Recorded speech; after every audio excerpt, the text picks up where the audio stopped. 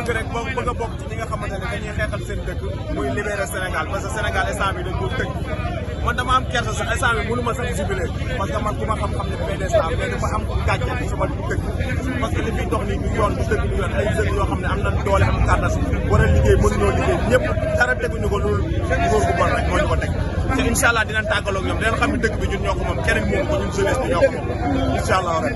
ñu gis ngeen ne réclamé le 2 avril Macky Sall jóge fi.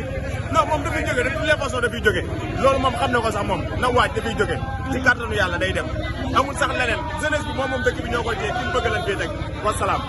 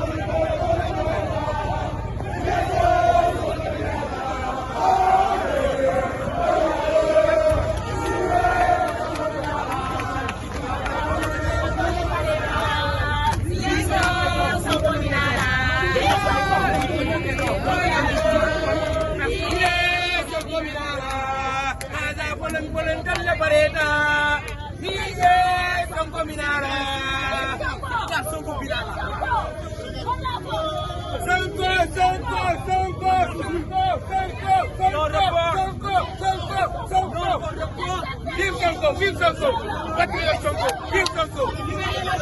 Libéré.